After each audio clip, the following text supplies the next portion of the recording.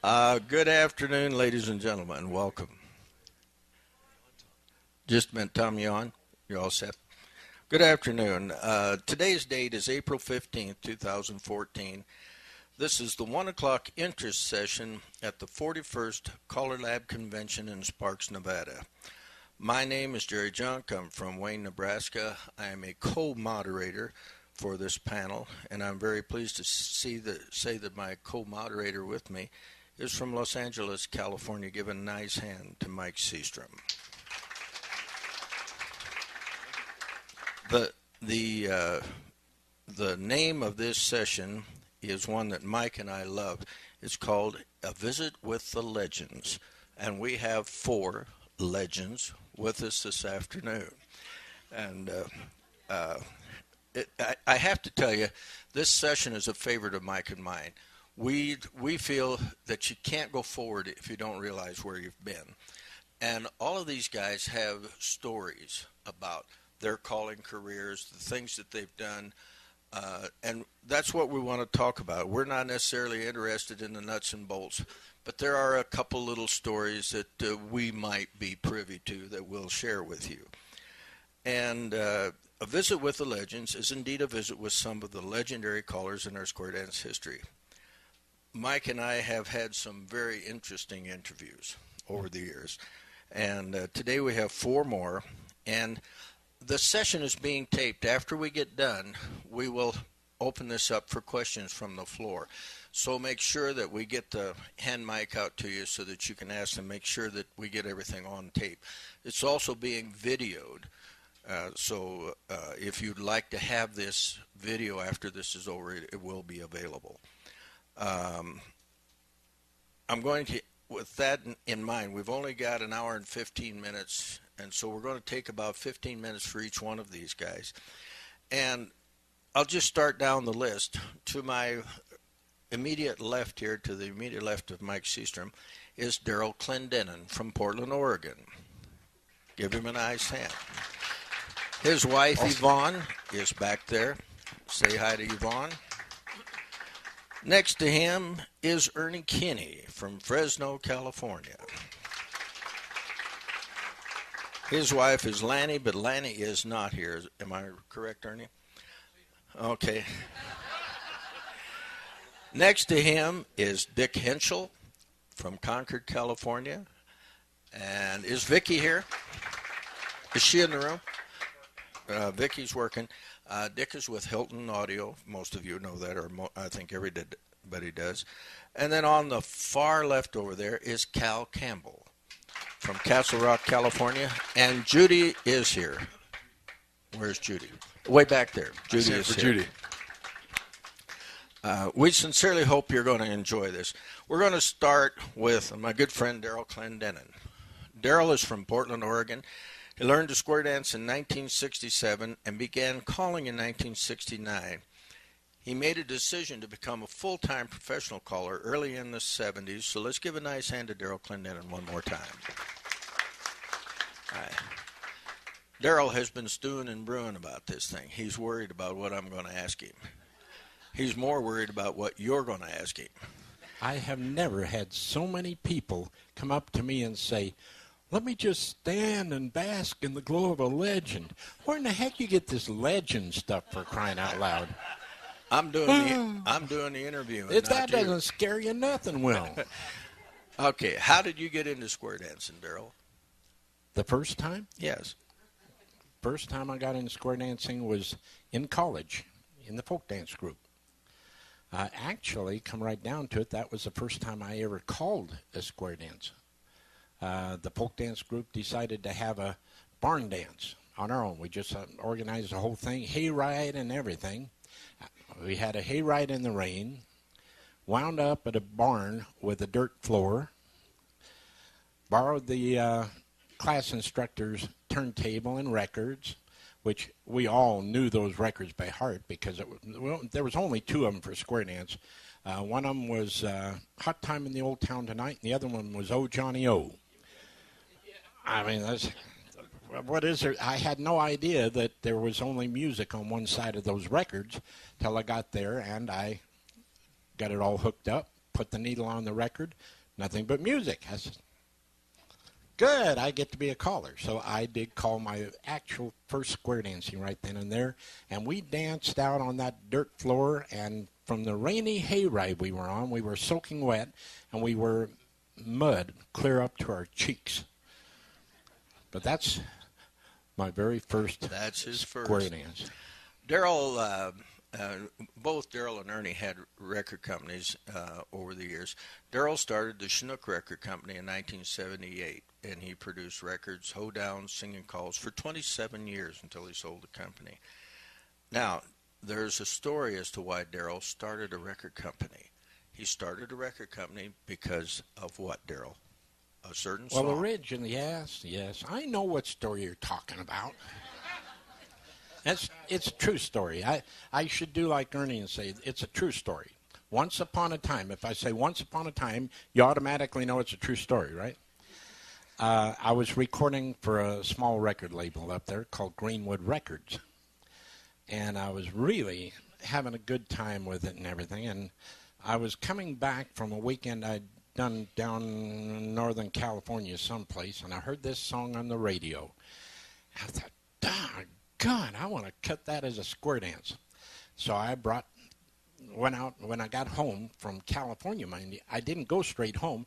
I went straight to a record shop, bought a couple of copies of that record, took one of them over to Les Roberts, the producer of Greenwood Records. I said, this is what I want to do.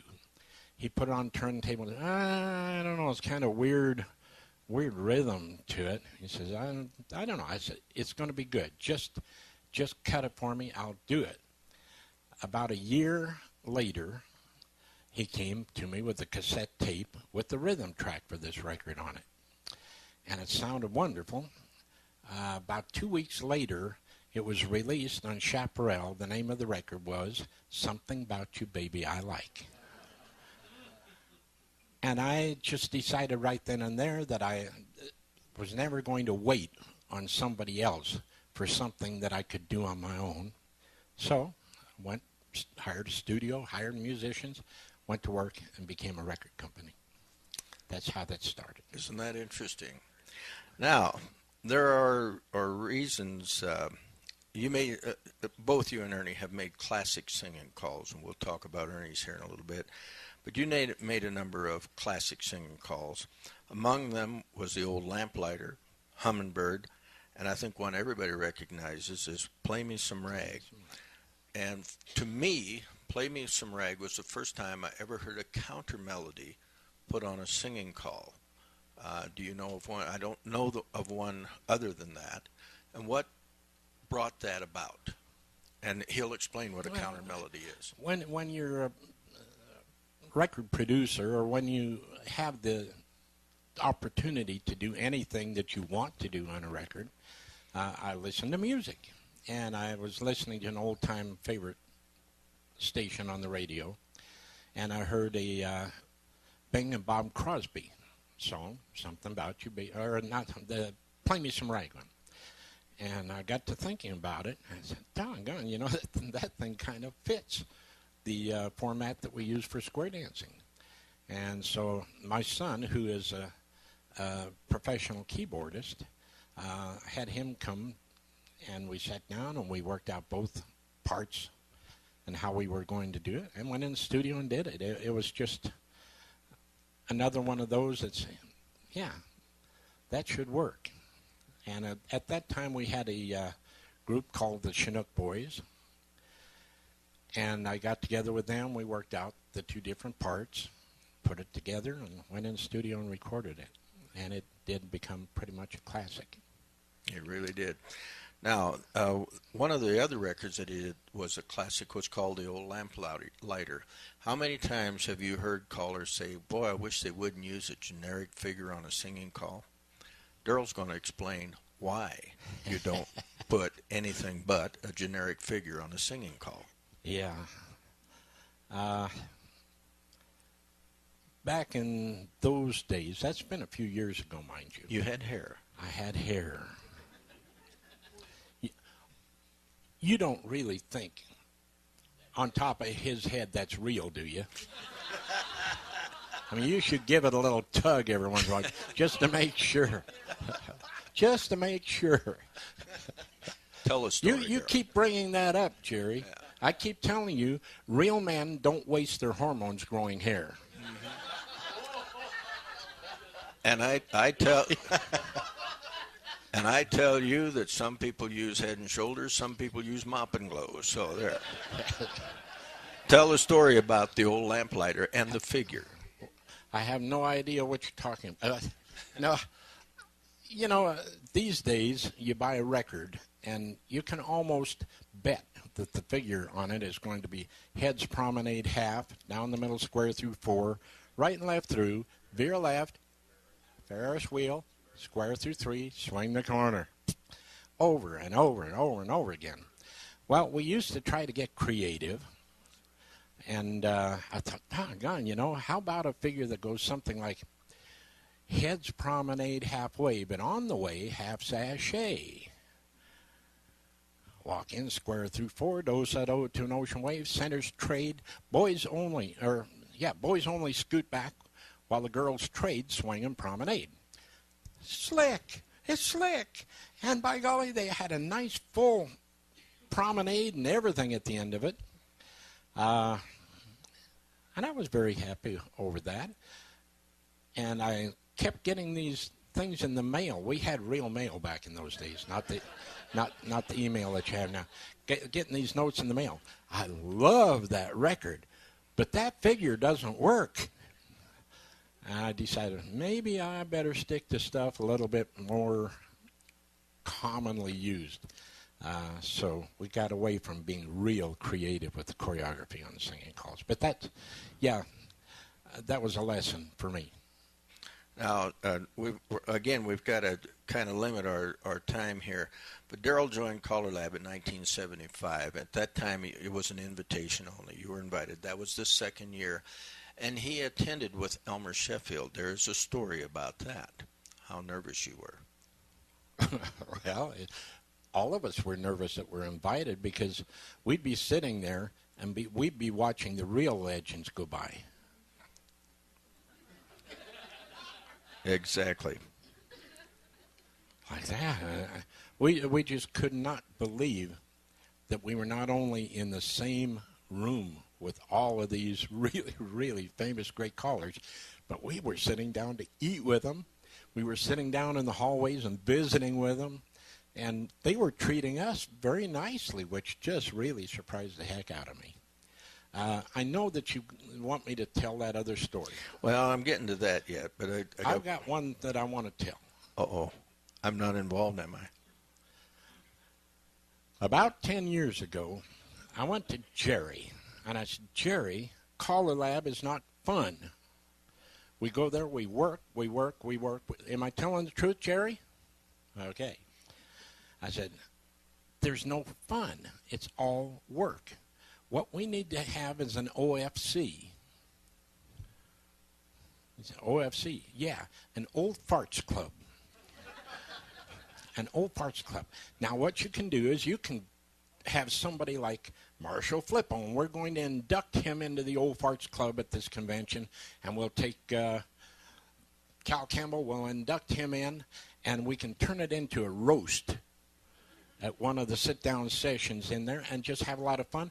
It would give some of the older callers recognition. Everybody could have a good time doing pretty much what we're doing right now. And it would be a select group within the organization, but it would be something to aspire to as well. Someday I'm going to be in Grand Ole Opry or something, that type of a thing, you know. And I think probably this is an outcome of this is how it developed. My suggestion. I think mine would have been better. Your name is what held it up. It took us a while to get up a visit with the legends. I know. Now, Daryl also was part of something, and we got a couple 3 minutes here. In 1988, they had the National Convention was in Anaheim, California. It was the first time they had a concert on Wednesday night before the convention by 4 record companies. Red Boot Records with Don Williamson, Ernie Kinney with Hi-Hat Records, Daryl Clendenin with Chinook, and Wade and Mike with Rhythm Records. And I just want you to give a brief summary of how nervous you guys were and how much rehearsal time went into producing that, 20 minutes was what you had, or half hour? Yeah. It wasn't very long.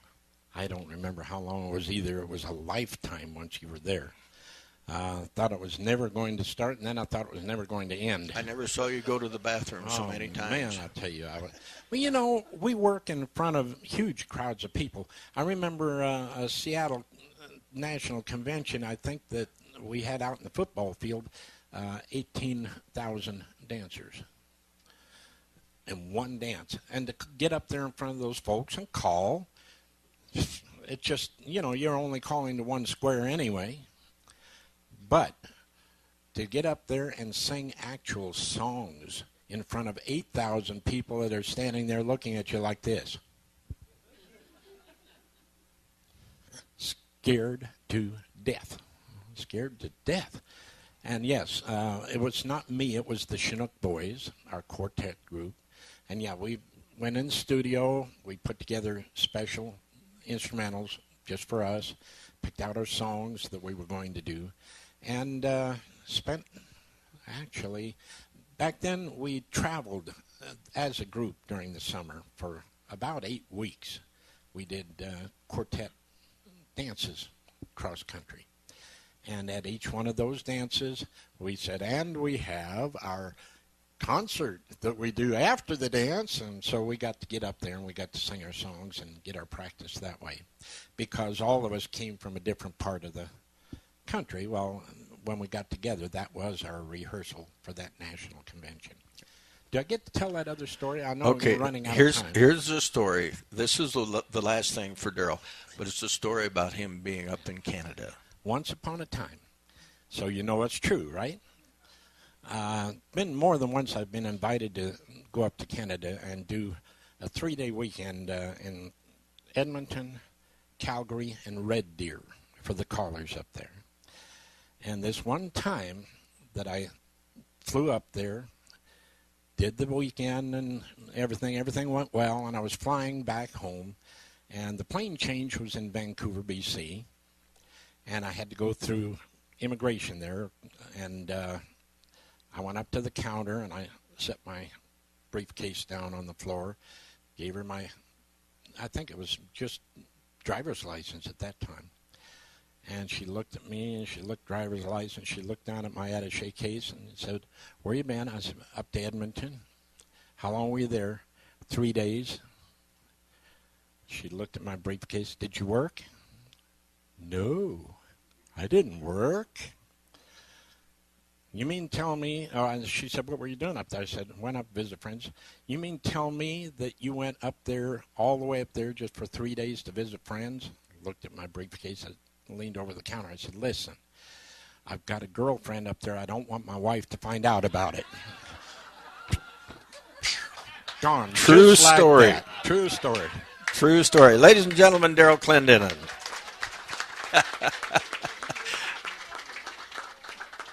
Who were the Chinook Boys? Chinook Boys were Bill Helms, Dan Nordby, Joe Saltel, and myself at that time. I'm going to turn this over to Mike, and he's going to talk to Ernie. All right. Ernie Kinney is from Fresno, California, and he's been calling forever, right?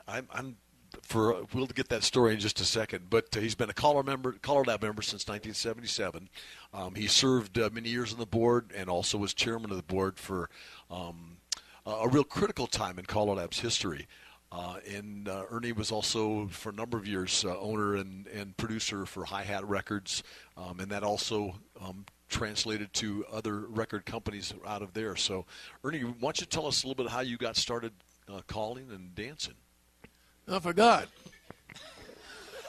I think we were talking that Ernie might be the oldest caller still calling, active calling. No, that was 3 years ago. Yeah, Ernie is the oldest living caller. I don't think anyone. I don't think anyone has passed you since 3 years. Not, but I'm still the oldest active living square dance caller in the world.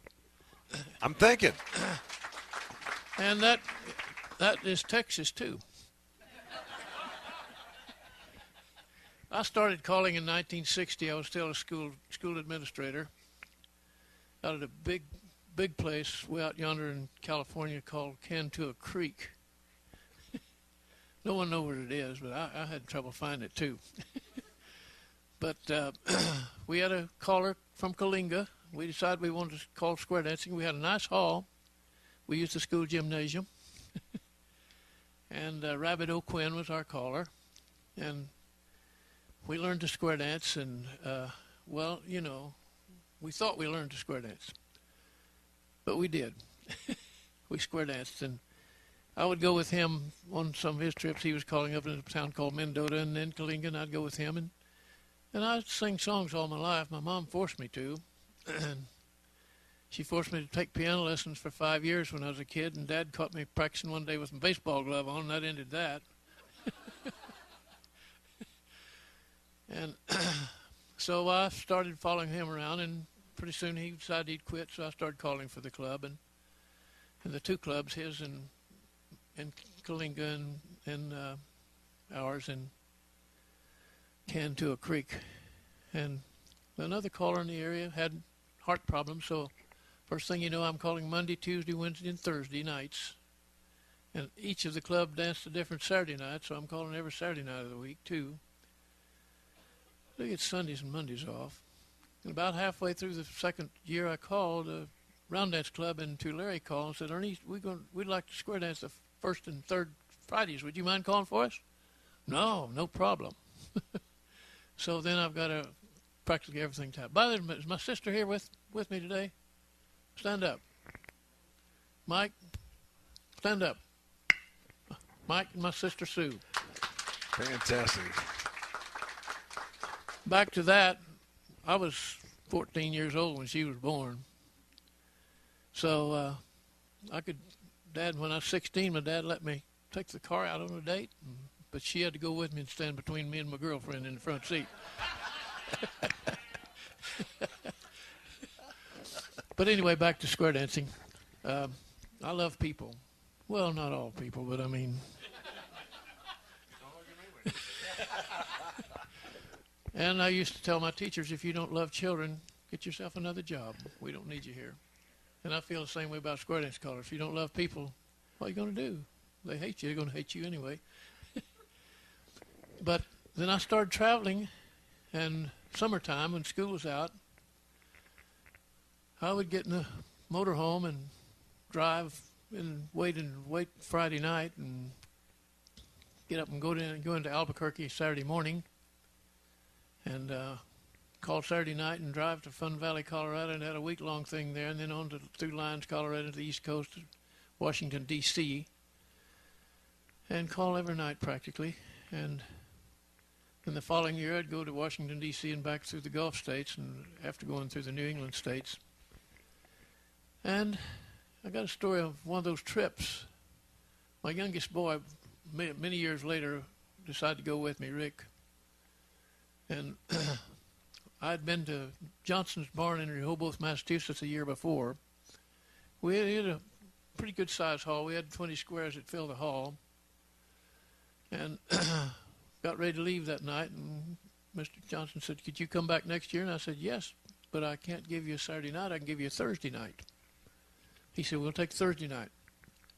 So I went back and took my boy with me, and that starts at 8 o'clock. At 7:50, 7:45, nobody there. 7:50, nobody there.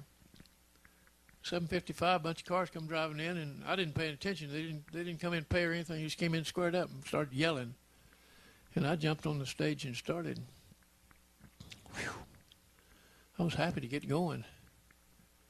Except when they promenaded by in front of me, all four squares, all there were was four squares, every one of them gave me that look as they went by. It's kind of chilly in that hall, chilly, and I'm sweating. So second tip, same thing. I told Rick, I said, we got to get out of here, son. He said, what's the matter, Dad? I said, they don't like me. He said, well, you got to finish. I said, well, I know that, but. So the third tip, I stacked them on their butts. And they all jumped up and run up and said, "Oh, thank you, Ernie." Said, "We found out you were coming back this year. We bought this dance out before we ever left that night, and we've been working all year to get even with you." I love it. I think that's about the first and only time I've really been taken by a bunch of square dancers. Ernie, in 1976, I think you started with used to purchase hi-hat records from Merlot's. I purchased hi-hat records, and we produced many, many records. I don't know, maybe 40 or 50. I've heard somewhere in the range of your vocals on maybe about, 130 different records? Oh, I couldn't do that many. And also, I think wasn't hi-hat the first company to record two couple vocals? Yes, two couple vocals, yeah. On. Two couple vocals. And we were the first ones, too, to put advanced calls on the back of records, too. And but I used to do that, too, but I forgot how all those things were, so I did quit doing advanced. Now, also, about that time, we started getting background vocals on the instrumental side of records, so callers could actually call and have background vocals on the... Well, have harmony. Harmony, right. Harmony. We put those on a lot of records, like for El Paso City, for example.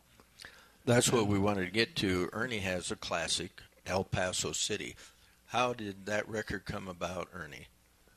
Who was the guy that wrote El Paso City? Marty Robbins. Oh, that guy. Well, he also wrote El Paso, didn't he? Mm-hmm.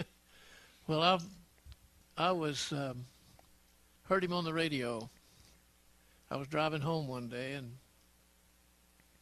I heard him do El Paso City. So I went down in Fresno and started looking for it, and I found it. And that was kind of early in the morning, and that same morning I headed in the car and headed for L.A. to the studio and said, "Come on, we're going to make a square dance out of this." So we did. And it's probably the best selling square dance record that's ever been produced, as far as I know. I was told that back then.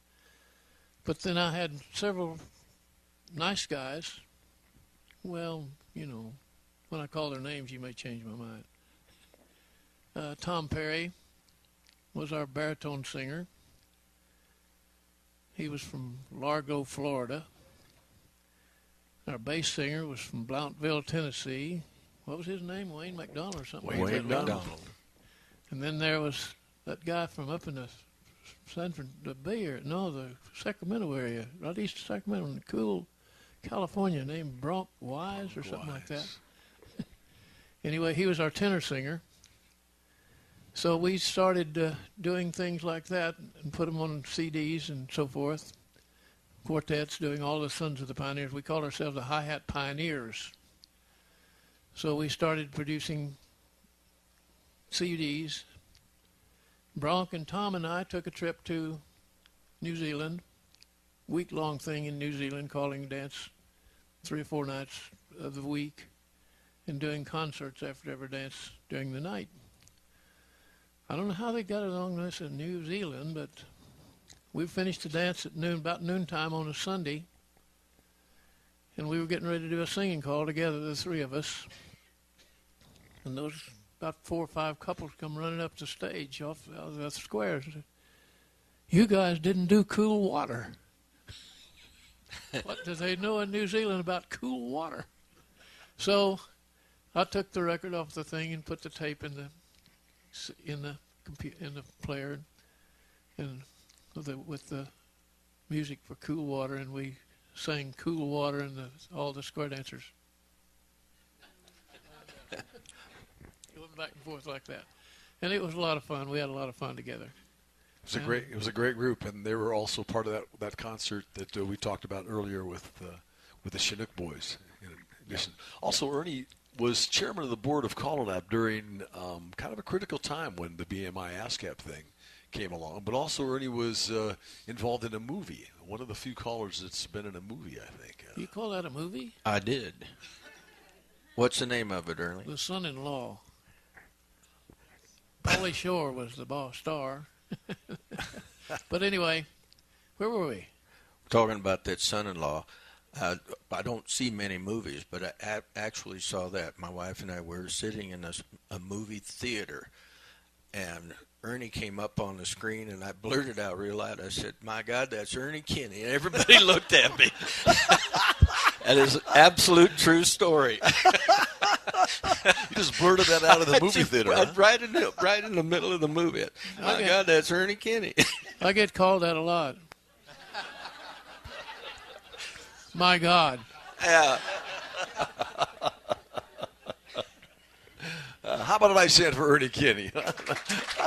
Thank you, Ernie. We appreciate y'all staying, but could you stay for the other two guys? You don't really want me to follow that, do you? Next on the list is Dick Henschel, Dick and Vicky. They're from Concord, California. And I want to talk a little bit about Dick and his calling career. But basically, something we haven't done in our Legends interview is talk about our equipment and how it's evolved to what we have today. Dick is the owner of Hilton Audio, which was started by Jim Hilton. But first, Dick, a little about your calling career. When did you start dancing? When did you start calling? Wait a minute. Ernie still wants to talk, so here's Ernie. I'm still using that equipment of Hilton Audio Products. Let's see. We started making in 1956, so that's probably about the time Ernie got his set. So, still got that one. A 61? All right. Okay. He's always been a great customer. You started dancing and calling? I started dancing after I got out of the Air Force in 1974. I started dancing, though my relationship with Hilton Audio Products actually dates back to 1967 when I was still in high school. At that time, Hilton Audio Products was located in Oakland, and it was one of those buildings that had shops underneath and apartments up above. I should learn my mic technique, right? And my mother and myself lived in an apartment above Hilton Audio Products. And so Jim used to make a lot of noise down there, so being a curiosity-type kid, I'd poke my head in there and try to figure out what was going on. And Jim was a kind enough individual. He said, well, you know, for a couple bucks, you can sweep the place out and things like that. And it evolved from there to where I was checking out old HP 95 amplifiers. At that time, of course, they were brand new HP 95 amplifiers, but that was kind of my start and introduction to Hilton Audio. And then I spent 4 years in the Air Force. When I got out of the Air Force is when I went back to work for Jim and learned to dance. And then in 1975, I started calling Jim Hilton, and a lot of you that remember those days with Hilton Audio, Jim Mork was vice president of the company at that time, and Jim Mork kind of took me under his wing and was teaching me how to call starting in 1975. And I was a very, very lucky individual. I got to go to the Bob Osgood Sets in Order, A.C. Lamar week that summer, and had a few pretty good callers to help work with us in that beginner class, callers class. A gentleman named Lee Helsel and Bob Van Antwerp, Bruce Johnson. Bob Osgood came in and spent some time with us, and Don Armstrong, for those of you that know Contra, came and spent a day with us. So, I mean, if I couldn't learn how to call from those guys, I mean, there was no hope for me, certainly. But that was my start in calling, and I've been calling ever since. I call 3 nights a week still, and on my regular program at home, and the occasional fill-ins and other things. That's great. I've been on the phone with Dick several times in the last few months, talking about this. Jim got started making amplifiers because there was a need. Is that right? And was he an electrical engineer? Not an electrical engineer, but he had an electronics background. Jim had been in the service in World War II and learned. He was electronics repairman in the service. Spent time in the South Pacific. One of the things, Jim didn't talk much about his time in the service other than to tell me that he hated New Guinea. He was in New Guinea during World War II and thought it was the most god-awful place on the face of the earth. It was hot and sweaty and all the equipment was falling apart. So that was his main conversation about that. But he did have that electronics background. And Jim started dancing in 52, and then in 54 or so he started calling. Got the bug to call. Now, Jim, those of you that have heard Jim call, Jim always had a very successful square dance program. At the same time, Jim was not the greatest singing caller in the world, and he would be the first one to tell you. And at the time, he needed a monitor to stay with the music. And at that time, in the mid-50s, you had your choice of a Newcomb or, I'm going back before my own time, but I'm sure Ernie and those guys that date back that day can tell me. Newcomb, Bogan, those were the systems guys were using. At that particular time, there was nobody making a monitor system. Later on, Newcomb did. Well, Jim Hilton, with his electronics background, decided to build a monitor for himself. And he did. And it was well enough made or so. A couple of guys saw it and said, "Hey, that's pretty nice. Well, can I buy it from you?" So he'd sell them the one he had built for himself, and he'd build himself another one. And that's the way it got started. Hilton audio products may not exist. When one thing, I have to tell one little story because I saw the letter myself and I still have it. Jim, in his very early days, decided this monitor is really working great for me.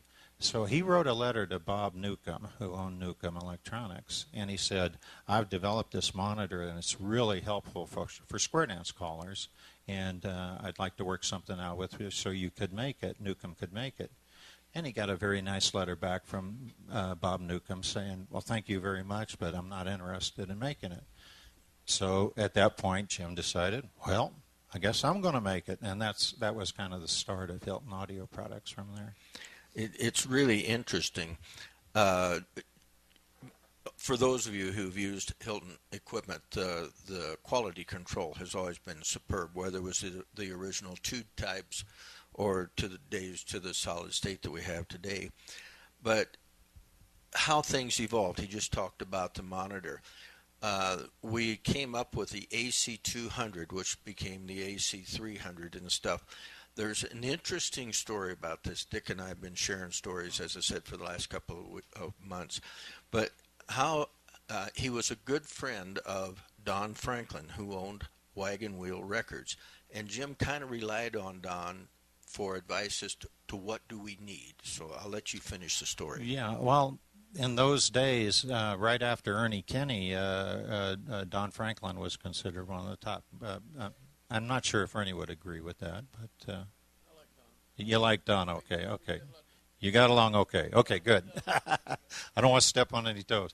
Anyway, Don was obviously very popular with Wagon Wheel Records and everything. I think Jim depended a lot on Don for advice at what callers needed.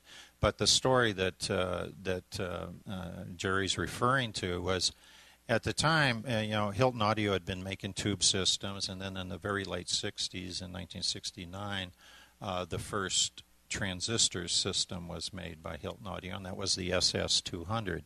And the SS200, for those of you that may have seen it or worked with them, they looked a lot like the old tube sets. I mean, physically they looked the same, and they were big and pretty bulky.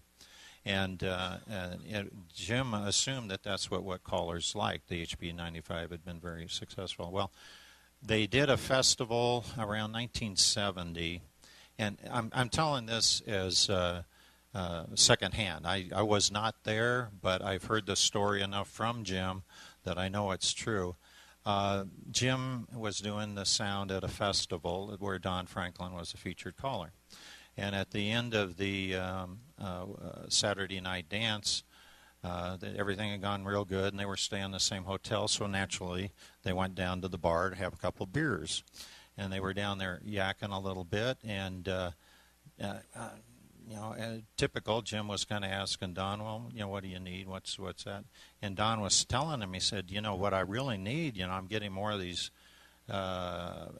gigs where I need to fly somewhere and take my equipment with me. And he says, what I really need is a sound system that's small enough it'll fit under the seat. And Jim said, well, we could make something like that, but it would cost you an awful lot. And Don said, well, how much would it cost me? And Jim said, oh, geez, $700-800, something like that. This is back 1970, so a little bit more than today even. And Don, what he didn't know is Don had just been paid for the festival. And Don reached into his pocket and he pulled out a wad of $100 bills and he laid out $700 for Jim, and he says, there it is, build it for me. And that was the what led to the AC 200 sound system. And the AC 200, AC means attaché case. Right. Attaché case to fit under the seat of an airplane. That's right. That's how it transpired. Okay, now today we've gone away from the turntables, obviously. What do you see for the future, Dick, in just a few minutes' time? Just a few minutes. Well, I'm not real good on crystal balls, but digital, obviously, laptops are great, and the big question will be, will a smaller format just more adaptable? Like everybody knows that you can use a smartphone nowadays to do your dance. My assumption would be that somebody will come up with an app for a cell phone that'll allow you to change the speed and do more things with it within the cell phone. SquareView already has a version that you can use on a cell phone. Smaller, lighter, that's the way it's going. Give a nice hand to Dick Henschel, if you would, please. Thank you for sharing that with us. Cal Campbell is our next interviewee, and Mike and I have talked about this. I'm going to let Mike do this interview, but I think Cal may be our last tie to Lloyd Shaw, if I'm not mistaken. Cal, I'd maybe let you start this whole thing yourself. You started out dancing, I think, in about at the age of 6, didn't you? 55. Okay. I started calling in 1955. Right. Okay. I attended Colorado A&M in Fort Collins. At that time, the school was about 3,500 students. It was 3/4 male and 1/4 female students. They had a college square dance club, which we danced on Thursday night, and we ended up with probably 10 squares average. It was the second largest club on campus. I went in as a freshman, scared to death, from a small rural community in western Colorado. I'd been a senior and had reasonable access to dating girls. I went in as a freshman. I couldn't buy a girl with a date for $100. And so one of my friends said, well, go down to the student square dance club. And I went down, and it was nice. I could go down to square dance. And these were the days when, no lessons. When you wanted to dance, you stepped in position 4. You held up your hand. If somebody didn't think you looked too bad, they'd come up and dance with you. And so I went to the club for 2 or 3 times, and it was nice. But one of the things I got to notice, it was all student square dancers. There were no professionals. Every student picked out a record that he wanted to call, and he started to call. And I observed that these guys had a better chance of talking to more girls. So I went to the guy and I said, okay, how do I become a square dance caller? And he says, well, there's a box of records over there, and there's a book called 5 Years of Square Dancing. It was published by Sets in Order at that time. And I picked out one of the calls, and I picked the record out of the box, and I picked out a singing call, and I learned them. And I got dates.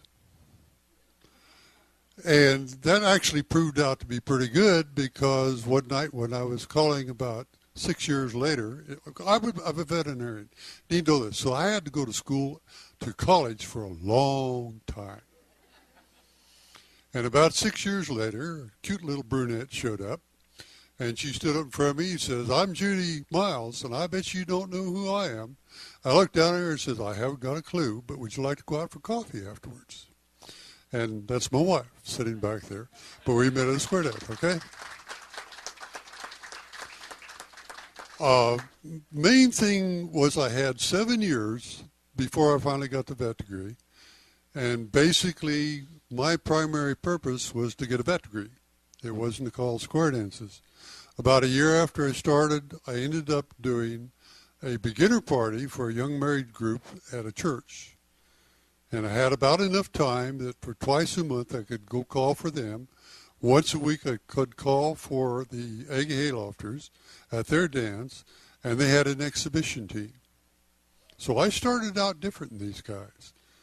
You know, they had an exhibition team, and I decided it would be neat to be on the exhibition team. And the second year I did that, I became the director for the exhibition team. And we were dancing in 8 couple sets, side by side, 2 couples to each side. And we were doing exhibitions that were rather innovative. Okay, in 1959, there was a convention, or National Square Dance Convention, in Denver. Pappy Shaw was going to put on a pageant for that particular event, and he died in 1958, June of 1958, and his wife stepped in and said, "I'll take it over." She had one particular dance that she wanted to have done that came out of the 1860s, 1864 era called a Royal Lancers. Lancers is a very formal dance of 5 parts. And you have the bows, you have the curtsies, and it's done to very formal music. And she was looking for a group of people that she could get to do this. There was nobody in the United States that was doing the Lancers. But she knew at college she had 8 couples in an exhibition team that she might be able to talk into it. So she came up and says, "I'd like to meet with the Egg Haylofters." And my mentor at that point in time was a guy by the name of Lofty Miller. I don't know whether you've ever heard him or not. And he said, "Okay, we'll meet up in the old ballroom, and she's going to come up and talk to you." This lady came in. She was a little old hobbled lady, bent over with osteoporosis probably. And she hobbled across the room and sat on a 3-step stool. And we all sat in a big circle around her. And she started out to tell us a story. And she painted this picture of a ballroom with a band or a 5-piece orchestra playing in the corner, and people in gowns, and soldiers in uniforms. And she started telling us about what they danced. And she described the evening of sociability and dancing and stuff like this. And we were absolutely overwhelmed. And when she got done, she described the Royal Lancers. And she had said, "Would you be willing to do this at the National Square Dance Convention? We're college kids. You bet we'd be willing to do this." Okay? And so it was different in some of the other things she did. From the standpoint, there was no music, there was no recorded music. All she had was documentation out of books that she had pulled in about this particular dance. So we had to do the music. She had to come up and teach us the styling. And we had to learn this dance. We talked the band into giving us their brand new uniforms. All the girls made formal gowns. And in those days, all the girls that showed up could sew. And so they made the formal gowns. And we did this at the National Square Dance Convention. Okay, is it all right if I continue a little bit? All right. The National Square Dance pageant at that point in time was held in a big ballroom. In a big arena. And above that arena, the theme for that day was Golden Nugget something or other. And it had this huge golden nugget that sat up over the top of this. And all of the actors were allowed to be down on the floor as we went through. There were 500 people in this pageant. And we're sitting in this green color. Do any of you recognize the name of Chuck Jones? Okay, Chuck Jones was a cartoonist who was a square dance caller. Chuck Jones was the MC for it, and he and Dorothy were bosom buddies. And we're standing on this side, and I'm just a square dance caller who has learned this one dance, never going to do another historical dance again in my life, right? I looked at all of these acts out on the floor and thought, what a wonderful world. And I have to know more about it.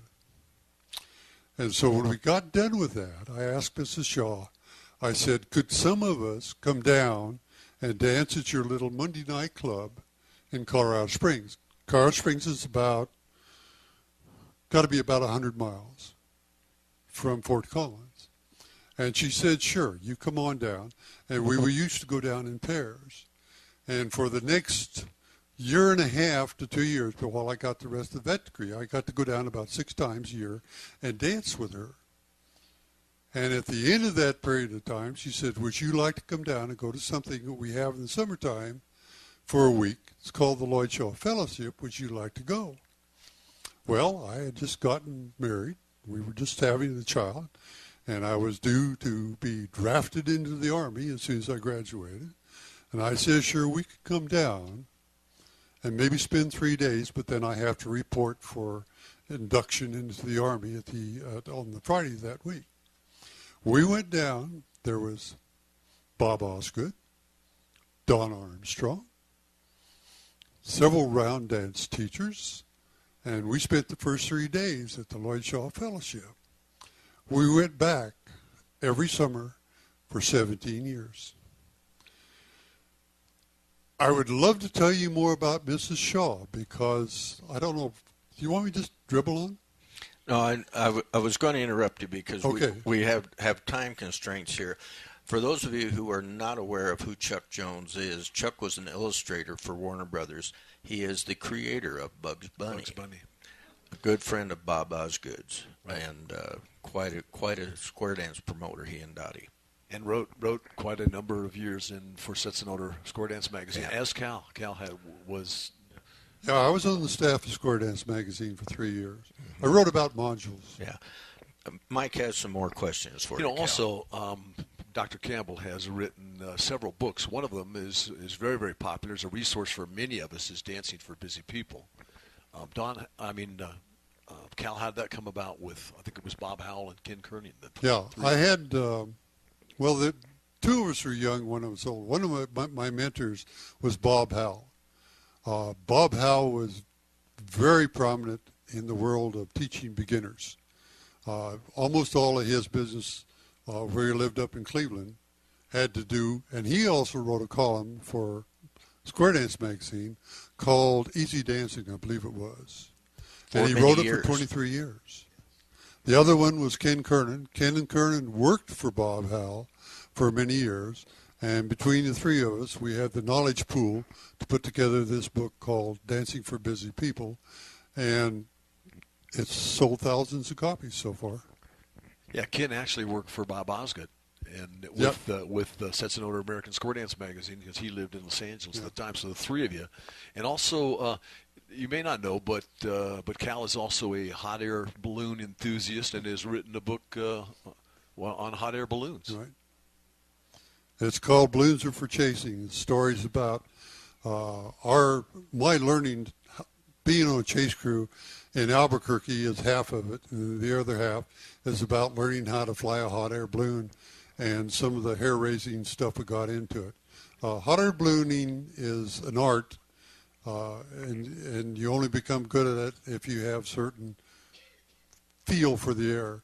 And you don't fly a hot air balloon without having an adventurous time quite often. I've always heard that anybody who flies a hot air balloon, that a landing is just a controlled crash. That's right. Of course, fixed wing pilots will say the same thing. The thing is as I was trying to contact Cal and talk more about this session, but I think he and Judy were out four-wheeling or something, looking for red rocks or this whole last month there, so I never did. We contacted a little bit by email, but where were you guys? Were in Arizona someplace. We were down. I have two Jeeps. I have a Jeep Liberty and a Jeep Wrangler, and I grew up driving four-wheel drive vehicles. To connect it to square dancing, I worked many years at a dude ranch in Colorado called Peaceful Valley. It's up the South St. Vrain River, and they catered to square dancers. And they hired me on the recommendation of Don Armstrong, and the job we did was to they had regular square dancers there, but they had a mixture of them and dudes. And my job was to take the dudes who had never danced before in their life downstairs and entertain them at the same time. The square dancers were up there with the name callers doing it. Well, part of the job was driving the four-wheel drive vehicle, which was right down my alley. And he had international flathead four-wheel rigs with no roll bars. We would pack 9 people into this international, and away we would go on all the mine roads up around Peaceful Valley. And it was a fun time. And the neat thing about it for me was the fact my kids were in high school. We had a little foster daughter that was 4 years old. I'd bring them up in the morning. In the morning they'd say, "Hi, Daddy, bye." And I'd see them at supper at nighttime. They kept them entertained. I got to drive four-wheel vehicles.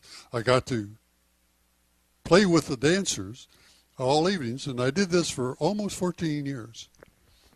You know, one thing about Cal and Judy is they're founding members of the Lloyd Shaw Foundation, and we're active in the Lloyd Shaw Foundation for many years, but also as a part of CALLERLAB, the weekend before the CALLERLAB convention, we have the Beginner Dance Leader Party seminars that are still a part of our convention, and has been a valuable resource for so many of our callers, whether they're primarily but their primary calling is with beginner dance leader or beginner dance parties, but you guys have been instrumental in really keeping that going, and some of the video presentations that you've done also, the same thing. Okay, I didn't know what was coming, guys. Beginner Dance Party Leaders Seminar is for people who would like to know more about how to conduct beginner parties. Beginner parties, for the ones of us who do it, are a mixture of things. Big circles, contra dances, square dances, line dances, trios, Sicilian circle, which we had a real nice session at this convention. We didn't do it, but the two guys that did it did a wonderful job. Daryl's one of them. I really flew in with him. And there's a tremendous amount of variety there, but the technique of being able to do parties successfully consists of teaching very little terminology, use great music, and use multiple formations. And we've been doing this now for 14 years. We started out with the idea we would hold 3 of them, one in each of the regions, and that was it. The demand was large enough that we've held them for 14 years. They draw about 40 to 50. This year was 30 people. And if you'd like to come, it's an experience. But I will be perfectly frank to tell you that in a lot of ways, it's a completely different world than calling for modern Western square dancers. You bet. Now, that's our 4 panelists, our 4 legends, if you wish. And we have about 15 minutes. We would like to open this up. I'm delighted to say I just counted the number of people in the room. There's 59 people in here. It is full. And I cannot tell you how pleased Mike and I are about that. But are there questions? Mike's got the microphone here. He'll run out to we need your name on the tape. Can I say something first? Yes, you Please. certainly may. Daryl Clendenin. I still think it ought to be the Old Farts Club. Well, my first question is to... Oh, sorry, Scott Byers, Sacramento, California. My first question is to Ernie Kinney. And I understand that there's a story about Ernie and being one of the very first people to use random squares. and that he lost a whole bunch of dancers, and then the next week he had a whole bunch. Can you tell us a little bit about that? I don't remember what you're talking about. Yeah, I know you would. We started it, we tried it, and we outgrew it. It was a lot of fun, though, when we started. One other thing about square dancing. In California, I was the first caller that I know of that held a weekend festival for square dancers, and that was the Sequoia Stomp in Visalia, Southland Stomp down south of Los Angeles, then the Northland Stomp up in the northern part of the state. We had 3 of those, and the sad part of it was I had to do it this way because I knew all the other people. I did not hire any callers that called or lived in California. Because if I hire one of them, all the rest would be mad at me. So I hired all out-of-state callers, and we got introduced to all of them.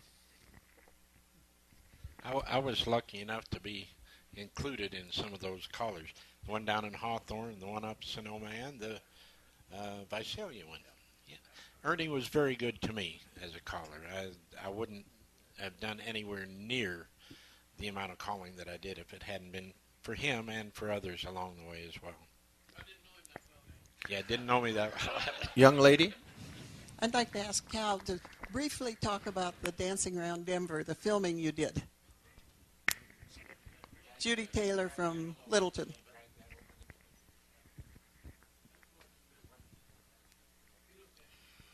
Okay.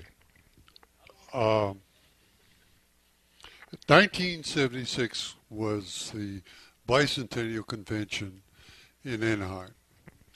I had danced in the pageant, and so in 1976, the leaders in California came and asked Judy and I if we would be the pageant masters. Is this a story you want? Okay. We were going to have another pageant. It was going to be essentially a cast of 500. It was going to be basically backed and financed by the guy who was the president, what do you call him, for the National Convention? General Chairman. And he said, I want you to videotape it. And I said, do you realize how much this is going to cost? And he says, I have cancer. I don't have anything else to do with my money. You don't worry about it. You just get it done. And so I went and took 2 years of videotaping courses at Red Rocks College in order to be able to do this.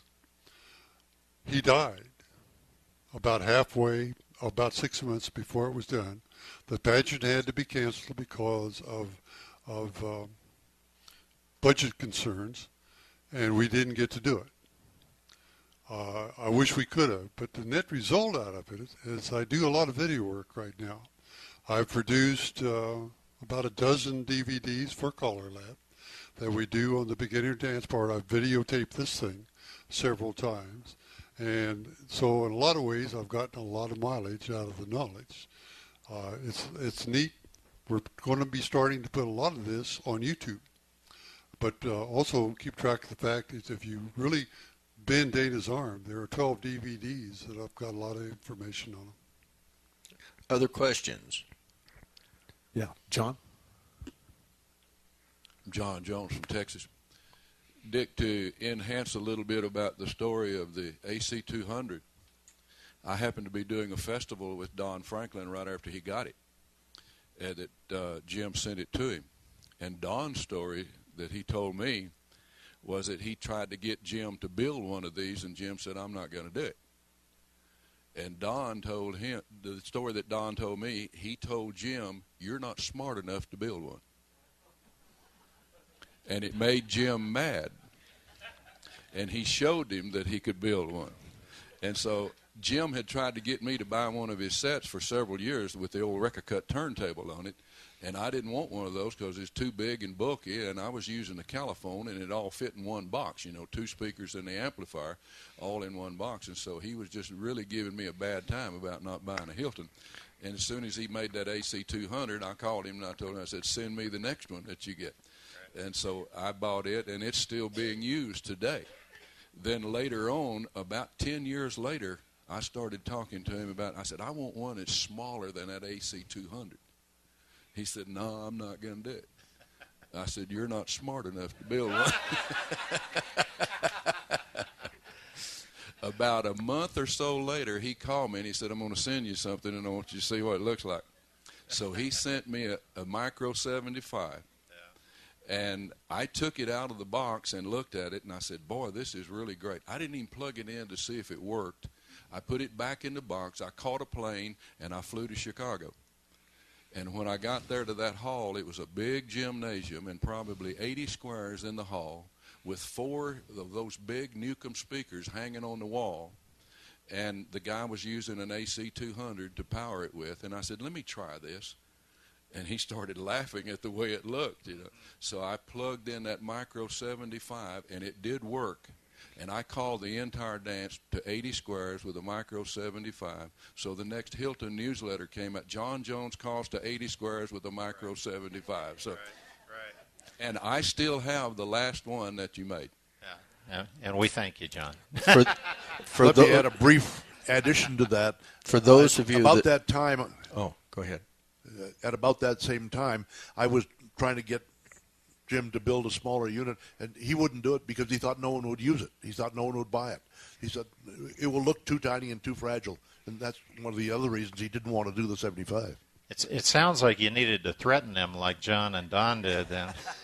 For those of you that didn't know Jim Hilton, Jim did have a little bit of a temper. And, yeah, just a little bit. And for somebody to say you're not smart enough, I could see where Jim would get his hackles up a little bit because that's just the way he was. I have to tell you, just real quick if we have a moment, I worked I knew Jim Hilton from the time I was 15 years old. And we did a lot of sound jobs over the year with nationals and various festivals around the country. And it was always wonderful. But there were a couple of times Jim was the type of person that, personally, I always felt like if we're the sound guy, we're just supposed to make sure the sound right. If Jim was up on stage and he didn't think you were doing a good job, he didn't think anything of going up to no matter what caller it was and saying, you need to do this different, And it occasionally, there were a few times when I thought, like, I'm going to duck off this stage in a minute because he could be strong-willed on his opinion on what people were doing. Exactly. Don Casper, Mannheim, Germany. I brought something along to CALLERLAB this year that was given to me. As some of you may know, the military bases are closing in Germany, which means also that the schools are on these military installations are closing. And the former club president of the Mannheim Mixers was a school teacher at Mannheim Elementary School, has returned to the States in the meantime. And while she was going through some of the surplus items of the Wiesbaden Elementary School, she came across 2 books from 1950 that have to do with square dancing. Gave them to me because she knew I was into square dancing, and she was too, but I'm into this old stuff. And I was wondering if CALLERLAB would know of any place that might use these. I would like to donate them to some organization. One is Swing Your Partner by Durward Maddox, A Guide to Modern Country Dancing. The other one is Square Dances of Today and How to Teach and Call Them by Richard Krause. And you'll find that a lot of the stuff that's in here is still very valid today. DU has the Leutcher archives. It's about 150,000 items at this point in time. If you want, I'll take it and give it to them. All right. There's some terrific work, some terrific archive work going on. We have 2 people that I know of in this room, Cal and Jim, that are very much involved in archive work and historical work for square dance material. So, I want to ask Dick a couple of questions about now. I probably have the largest collection of Hilton products. I have two. Well, maybe you do, but I've got two micro 75s. I've got a 200. I've got three 300s, AC 300s. I've got a 300B. I've got an SS 200, and I've got a DJ 400. Which I think there's only 4 in the world. There are very few, right? So my question is, what other products that are kind of bizarre products that Hilton has made that never made it, that you may have only sold 2 or 3 of them? There was a time period where we built a very sophisticated turntable for its day that Jim made for dance studios.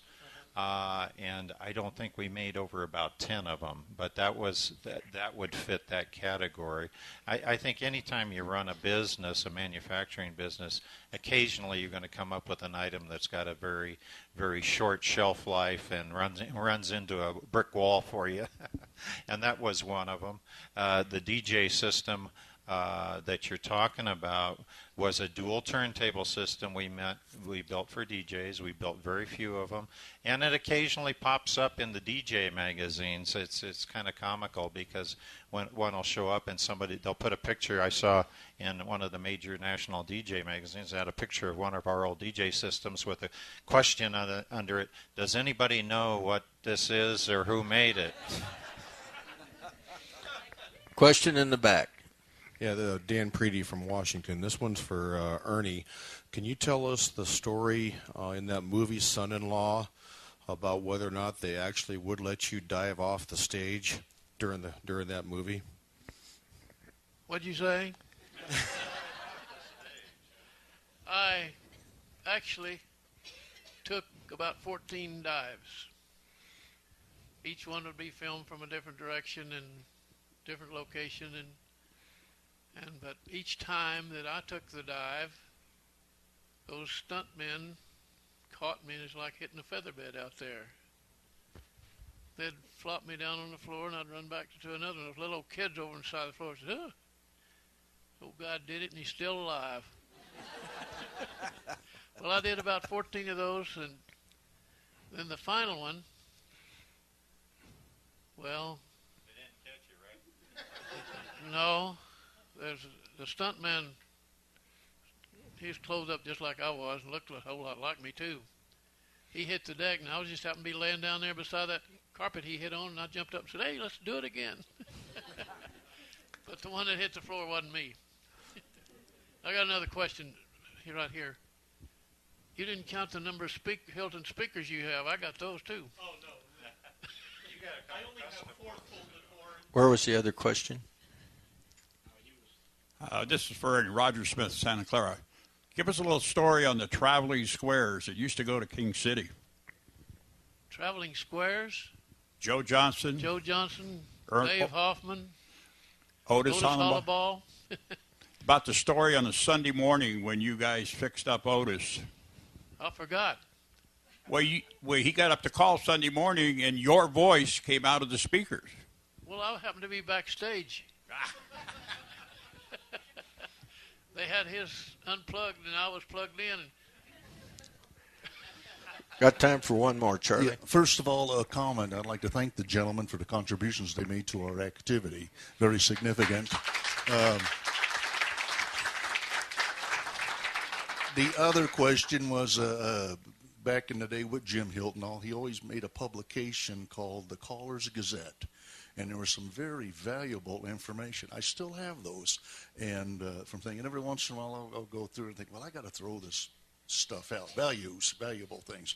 And I'll read through them. And it still has an impact. And it's good quality material that you did. Now I need to convince Mr. Henschel to go ahead and do some YouTubes. He did one on something, and about like how to roll chords and do things like that would protect our equipment a little bit more. Thank you very much for the comments. The Caller's Gazette, one of the things that a lot of people didn't know from that time period, Jim Mork did most of that. That was Jim Mork was a vice president for many years, and he kind of worked in the background at the company. Not too many. If you go back to your Caller's Gazette, you'll notice there were nobody signed their articles that they wrote, but 90% of them were written by Jim Mork. He was a very sharp man. He was also the gentleman that did the Caller's cue card system. You know, I just have one more comment. Cal, you've also written an ebook, and you have another ebook that's probably on the way. So we have Dancing for Busy People. These are resources that are still available and terrific for us. But I've got an ebook that's designed for teachers that has a 2-hour program with 4 basics. It's called, I can't even remember the name of the damn thing. Teaching Easy Dances, Keep It Simple, Keep It Fun. It's on Smashwords. The other one, I'll be doing a module session at 4, and I've got the book finished for modules. It's an update of what I've done years past, and all I've got left to do is format it and put it on Smashwords. Ladies and gentlemen, this is our visit with the legends. I'd like you to give a nice hand to Mike Seastrom for helping me moderate this. Jerry Junck also. Thank you, Jerry. And nobody enjoys this more than Mike and I. I want you to give a nice hand to Daryl Clendenin, Ernie Kinney, Dick Henschel, Cal Campbell, and I think on behalf of Mike and me, a sincere thank you to all of you for filling every chair. We certainly appreciate it, and we hope you enjoyed it. Thank you. Thank you.